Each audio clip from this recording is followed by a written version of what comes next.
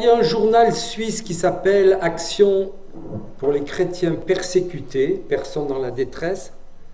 Et en février 2025, il y a un article où il y a de nombreux cas de chrétiens extrêmement courageux, des chrétiennes extrêmement courageuses. Et parmi ces personnes, il y a un témoignage qui ressort du réseau chinois soutenu par ACP, Action chrétien persécuté. Alors je vais vous raconter.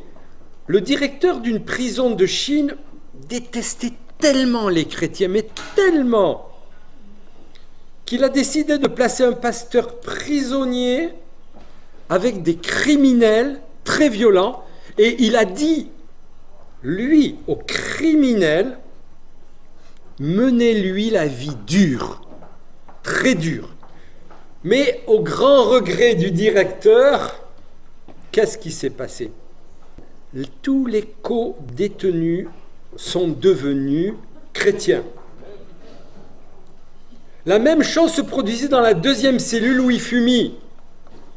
Bien sûr, il dérange dans une cellule, on la met dans l'autre. Il reste inconscient.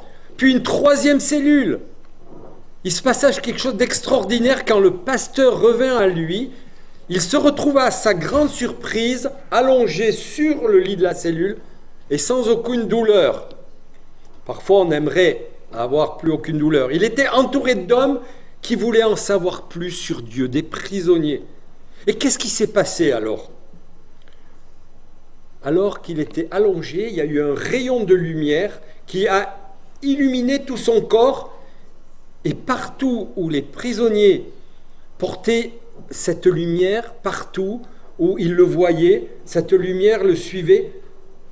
Le directeur, subjugué par ce miracle, s'est converti, a accepté Jésus. Et maintenant, il est responsable d'une église clandestine. C'est des choses sûres. Ce n'est pas une histoire pour les petits-enfants qui n'a pas existé. Alors on a parlé beaucoup de nos frères étrangers, et étranger ne veut pas dire qu'Iranien, hein. Il y a des étrangers ici qui ont vécu des choses difficiles, mais qui ont eu du courage. Je ne dirai pas qui, mais ici dans cette salle, il y a un frère qui porte des marques du fouet.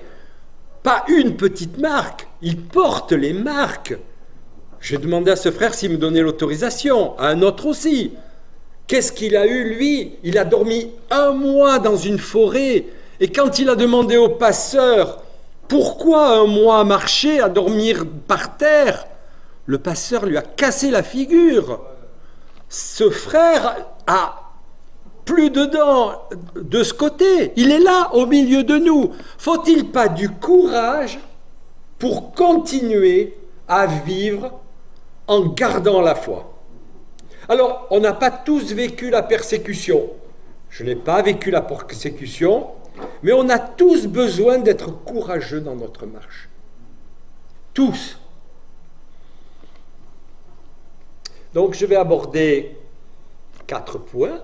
Déjà, qu'est-ce que le courage? Qu'est-ce que l'absence du courage ou la perte de courage? Parce que ça peut arriver. Et puis, que dit Dieu à propos du courage dans la Bible?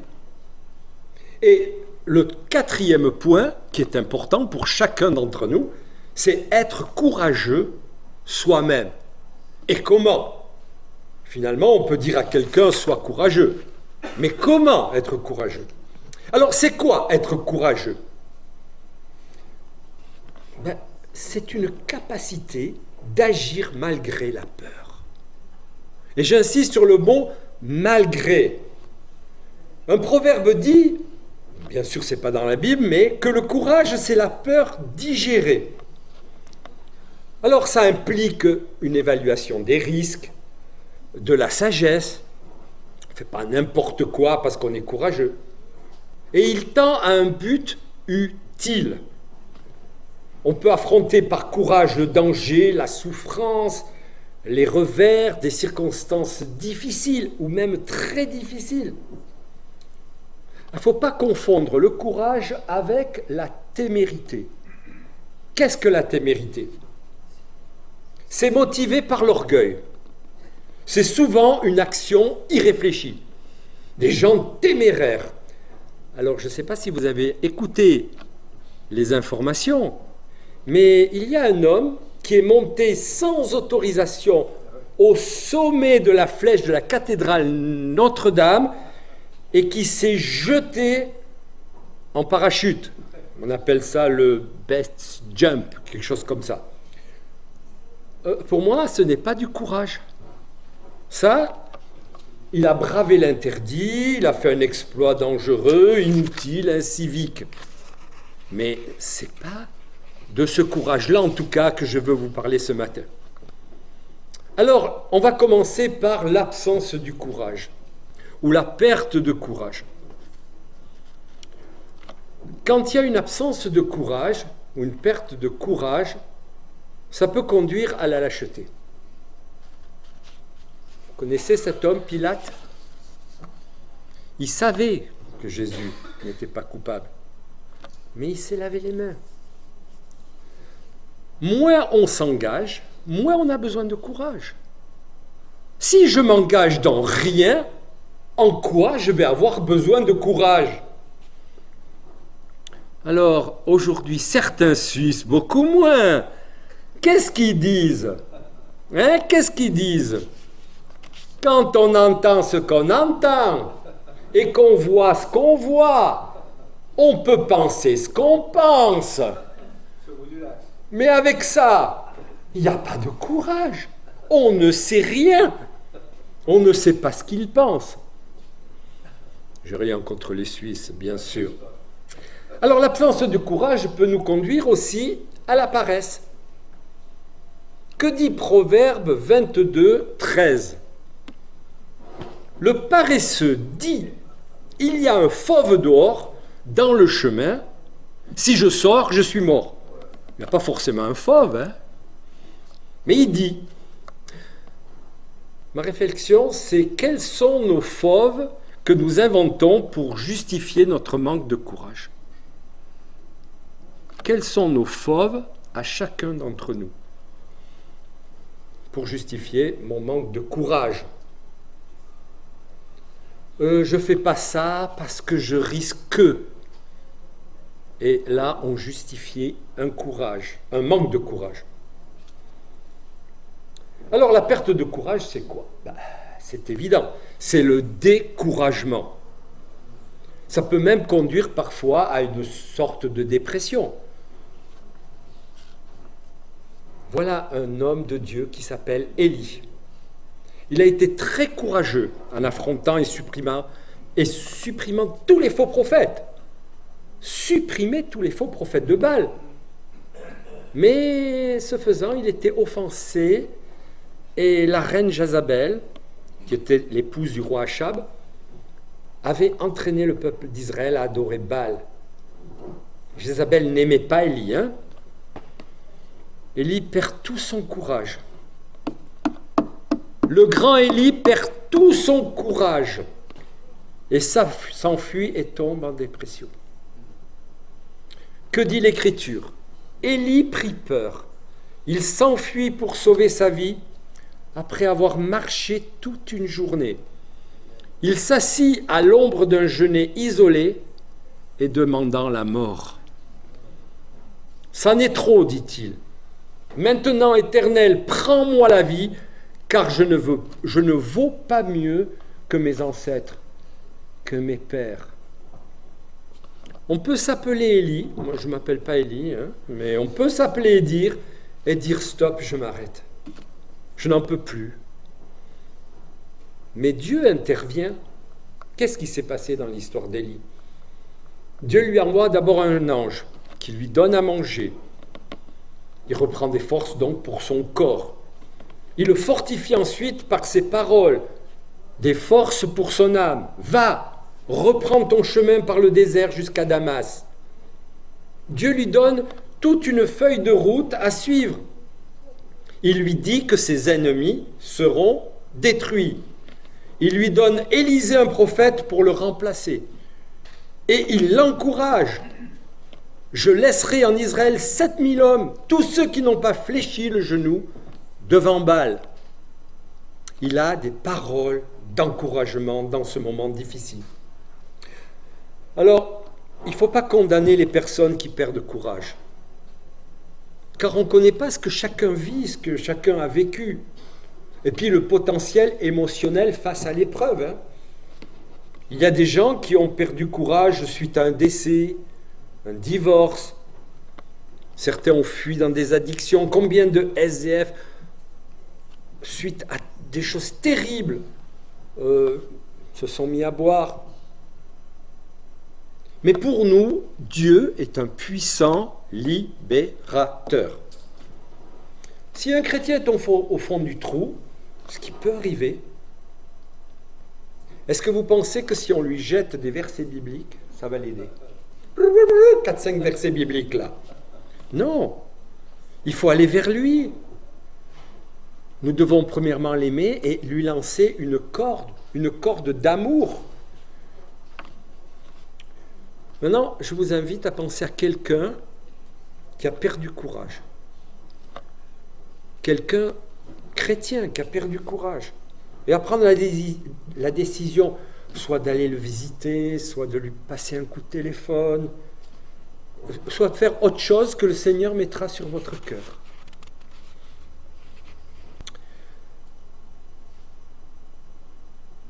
Alors, que dit Dieu à propos du courage dans la Bible?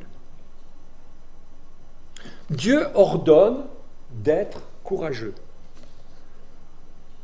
Écoutez-moi bien, Dieu ordonne d'être courageux, ce n'est pas une option. Ce n'est pas si tu veux être courageux, mais si tu ne veux pas, ça ira comme ça. Non. Dans 2 Chroniques 32, verset 7, il est dit « Fortifie-toi et soyez plein de courage. N'ayez pas peur et ne vous laissez pas affrayer face au roi assyrien et à toute la foule qui est avec lui, car avec nous, il y a plus qu'avec lui. Il y a qui avec nous? Il y a Jésus. » Shazak Vemak. Shazak Vemak. Shazak Vemak.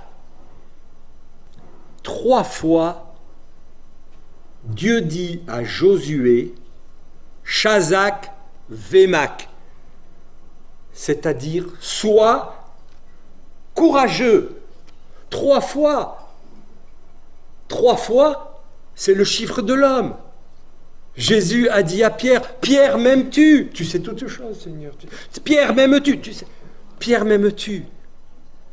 3 fois, l'homme Pierre a été encouragé par la question de Jésus, et 3 fois, Dieu nous demande d'être courageux.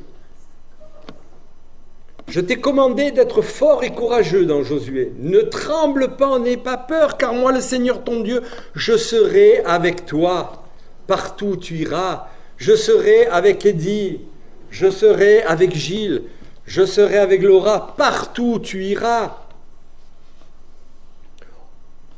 Donc on a un ordre de mission clair pour notre vie, c'est d'être courageux, d'être fort, car la peur peut être une ennemie. J'avais prêché une fois sur la peur, mais la peur peut nous conduire à ne pas être courageux, ou nous ne sommes pas courageux parce que nous avons peur. On peut citer parmi d'autres exemples certains hommes courageux et des femmes courageuses dans la Bible. Pas que des hommes, mais des femmes courageuses. Moïse, alors on pense toujours, Moïse il ouvre la mer Rouge, mais il a affronté le passé, Moïse. Moïse est retourné en Égypte, là où il avait, souvenez-vous, tué un Égyptien. Il était motivé par la vision divine d'œuvrer à travers lui pour sauver son peuple. Il a eu le courage d'obéir à Dieu malgré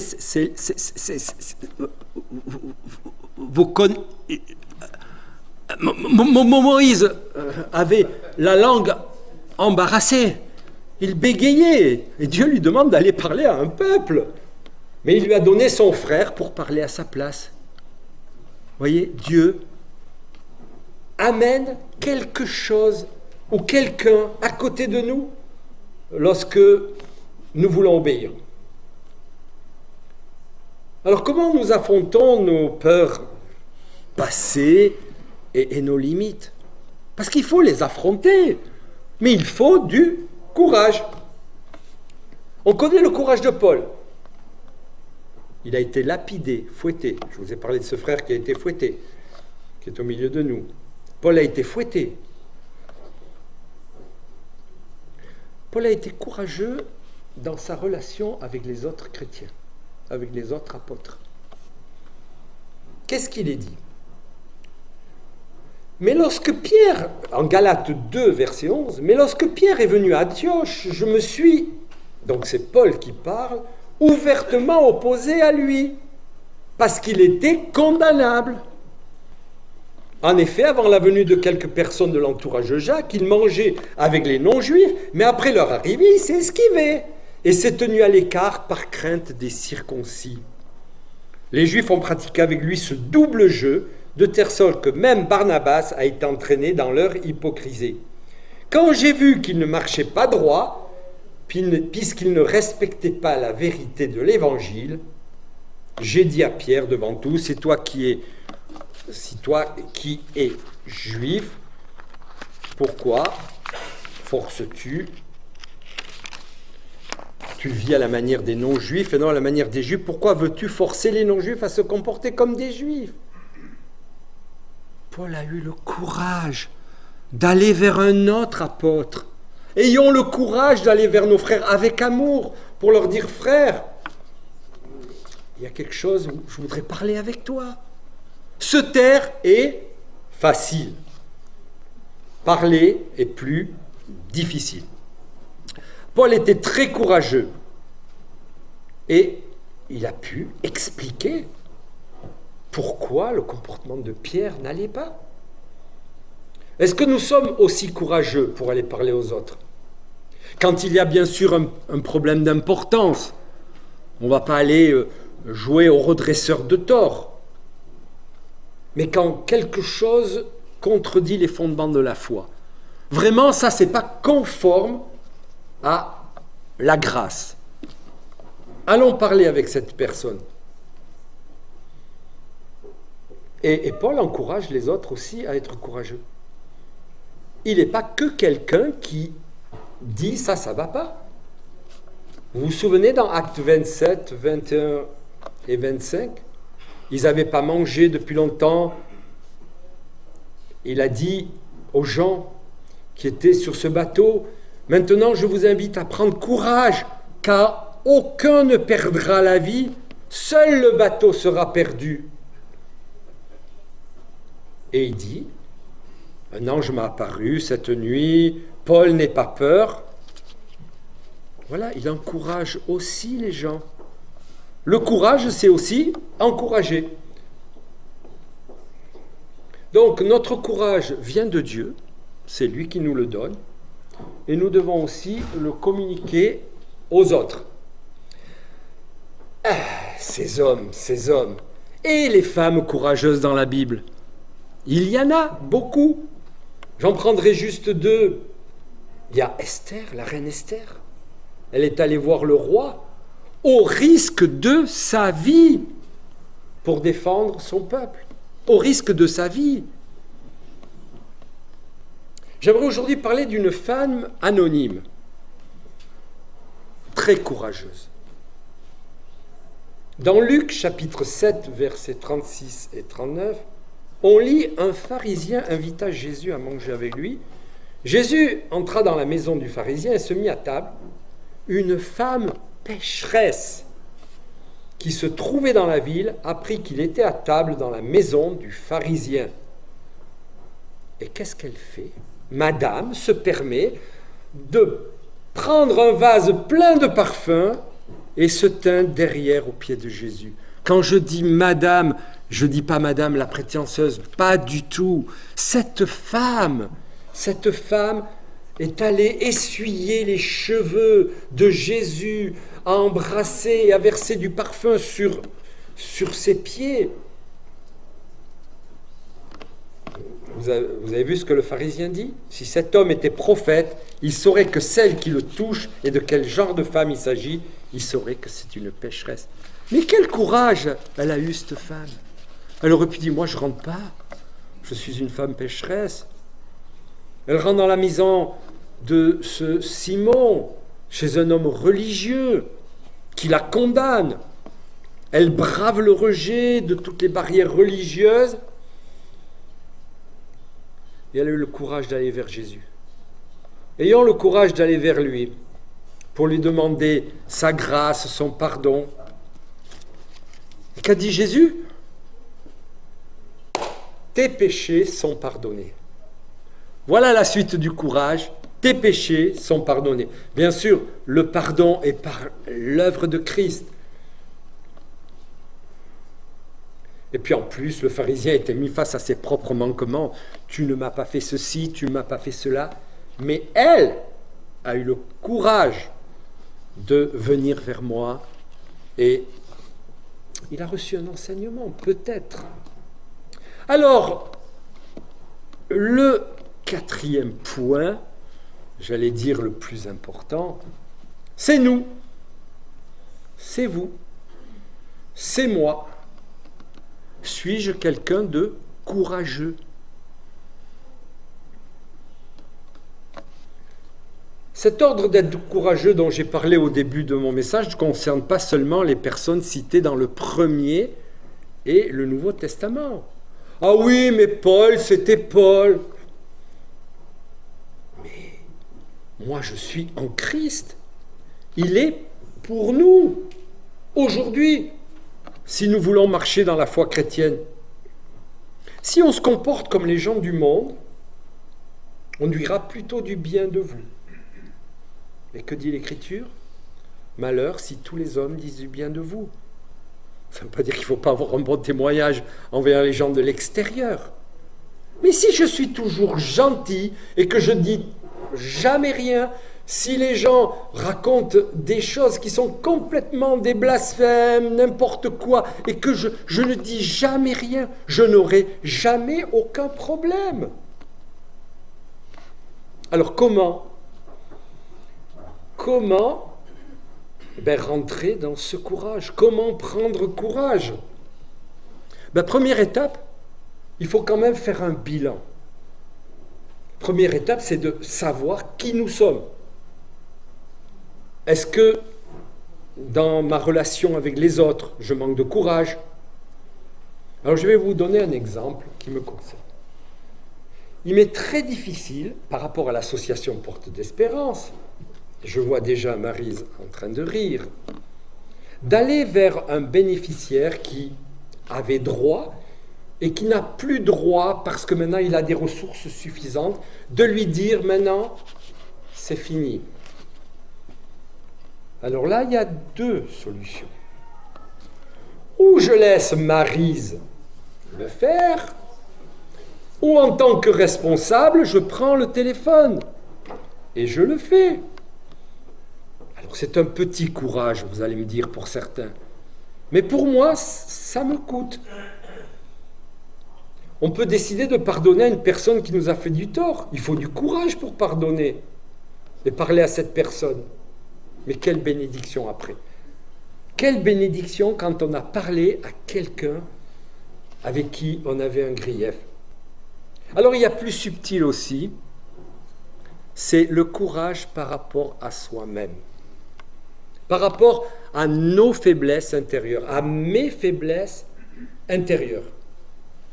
Par exemple, je sais que dans ma vie, par exemple, une personne sait qu'il y a un péché, tel problème, dans sa vie personnelle.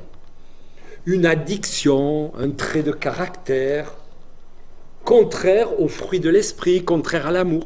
On le sait. Là, il y a deux possibilités encore. Ou je fais un déni, ou je dis je vis avec, et de toute façon j'ai toujours été comme ça, ou alors je suis sérieux avec moi-même. Et je dis, Seigneur, là, il y a quelque chose qui ne va pas. Donne-moi ce courage pour voir réellement en moi ce qui ne va pas, ce qui pourrit quelque part ma vie et parfois celle des autres. En fait, être courageux, c'est pas faire semblant. Pas faire semblant que tout va bien.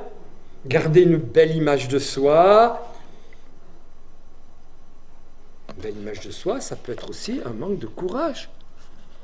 Alors, on ne dit pas qu'il faut tout raconter à tout le monde, mais soyons courageux avec soi-même dans ce que nous voyons dans nos vies où Dieu nous demande un changement que lui veut opérer. Ça peut être par le moyen d'un chrétien mature. On va prendre 30 secondes chacun pour voir dans nos vies là où on manque de courage et demander au Seigneur qu'il nous donne ce courage pour que lui s'occupe de cette chose.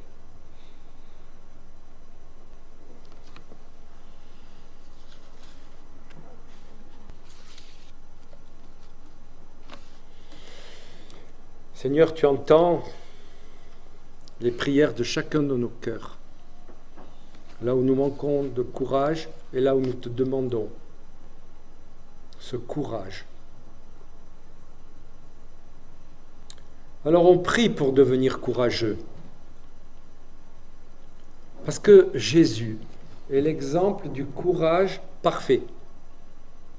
Courage d'aller à la croix pour nous.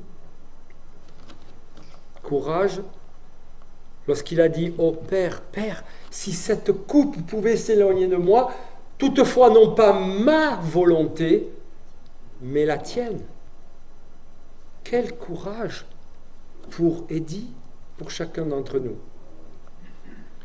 Il y a le courage des apôtres. Les apôtres, dans Actes 4, 23, ils allaient vers les leurs, racontèrent tout ce que le principal sacrificateur et les anciens leur avaient dit.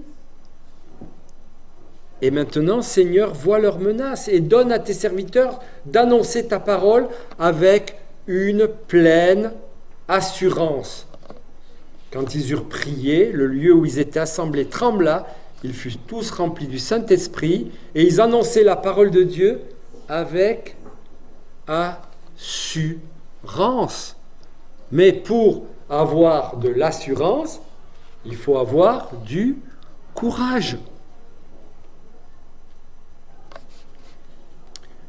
La troisième chose, c'est aller au combat. Nous devons aller au combat. Non pas un combat terrestre, on n'a pas à lutter contre la chair et le sang, mais contre toute principauté dans les lieux célestes. Je suis toujours étonné de voir le courage qu'ont les sportifs à gagner une couronne corruptible. Ils ne mangent pas, ils s'entraînent. J'étais avec un conducteur de tram qui avant était joueur professionnel de foot. Il m'a dit c'est 8 heures par jour, parfois on vomit, il faut rester sur le stade. Mais quel courage pour une couronne corruptible. Alors pourquoi certains chrétiens manquent-ils de courage?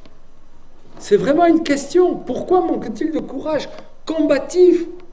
Il faut aller au combat, bien sûr avec les armes de Dieu. Avec les armes de Dieu. Pour reprendre mon exemple de refuser une personne qui dépasse le budget pour être admis à Port d'Espérance, je prends mon courage à deux mains. Alors je ne sais pas comment on prend le courage à deux mains, mais enfin, je prends courage en demandant au Seigneur de m'aider. Je remets mes craintes entre les mains du Seigneur et j'agis. Le courage nous donne d'agir. Alors comme j'en ai parlé, si le combat concerne une faiblesse intérieure, et si je n'en sors pas tout seul, je dois chercher un chrétien mature ou quelqu'un du corps médical, demander de l'aide. C'est important d'avoir un vis-à-vis pour progresser et trouver la liberté. Ne laissons pas les choses latentes. Laissez les choses comme ça c'est pas du courage. Je suis Gédéon depuis plus de 10 ans. Mais vous pensez que tout le temps, je pars comme ça, super. Il y a 5 cartons à prendre et Eddie va distribuer. Non. Chaque fois, je me dis, mais je dois prendre courage. Surtout quand la santé ne va pas. Parce que c'est facile de rester chez soi. Surtout l'hiver, quand il fait froid. Voilà. Donc, il faut demander au Seigneur ce courage. Donc, en résumé, apprenons, avec le secours du Saint-Esprit, à pratiquer les actes de courage et à devenir des hommes et des femmes courageuses. Lorsque l'épreuve arrive, parce que des fois on ne choisit pas, il faut apprendre à garder courage. Quel exemple de ces 2 sœurs dont leur mari est décédé cette semaine. Cette sœur paralysée, son mari part, alors qu'elle est à côté, dans la même chambre. Quel courage de cette sœur qui donne des Nouveaux Testaments encore, alors qu'en un quart d'heure son mari meurt, et elle prêche l'Évangile. Donc, les circonstances de la vie nous demandent d'être courageux dans des moments où on ne s'y attend pas. À chaque jour, que nous puissions nous examiner pour faire la volonté qui parfois demande beaucoup de courage et rejetons la faiblesse qui veut nous mettre au sol. Nous sommes plus que vainqueurs en Jésus-Christ. Marc va vous lire une partie du poème de Kipling qui parle du vrai courage. Je peux le faire ensemble. Si tu peux voir détruit l'ouvrage de ta vie et sans dire un seul mot te mettre à rebâtir, si tu peux être fort sans cesser d'être tendre et te sentant haï sans haïr à ton tour, pourtant lutter et te défendre, si tu peux être dur sans jamais être en rage, si tu peux être brave et jamais imprudent, si tu sais être bon, si tu sais être sage, sans être moral ni pédant, si tu peux conserver ton courage et ta tête, quand tous les autres les perdront, tu seras un homme, mon fils. Merci. Dieu nous dit, si tu peux, tu seras un homme, tu seras une femme. Nous pouvons être fils et filles du Seigneur, cela n'enlève rien, sans courage, mais avec le courage que nous donne le Seigneur, c'est beaucoup mieux. Et nous servons beaucoup mieux. Alors, pour finir, donc, lorsque Dieu t'appelle à quelque chose et que tu ne te sens pas capable d'y aller, sois courageux, sois courageuse. Lorsque la maladie frappe, sois courageux, sois courageuse. Lorsque tu as une addiction ou un trait de caractère contraire à l'amour, sois courageux, sois courageuse pour l'affronter et que demander au Seigneur sa guérison. Lorsque ton conjoint te quitte ou ne t'aime plus ou te trompe, lorsque dans ton couple ça ne va pas, sois courageux. Lorsque tu n'as plus d'argent ou peu d'argent ou que tu perds tes biens, sois courageux, sois courageuse. Lorsque tu as éventuellement un accident inattendu, bien sûr, un accident c'est inattendu, sois courageux, sois courageuse. Lorsque tes enfants, ça arrive, se détournent de toi, sois courageux, sois courageuse. Lorsqu'on s'oppose à ton ministère, ou on rencontre dans l'Église parfois l'incompréhension, alors qu'on sait que le Seigneur nous demande quelque chose de particulier, sois courageux. Et puis, ça peut être si la guerre éclate, on peut mettre tout ce qui nous concerne à la place de ce que j'ai nommé. Dans ta vie, lorsqu'il y a vraiment l'épreuve, mon frère, ma sœur, sois courageux, sois courageuse, et tu verras que le Seigneur agira. Amen.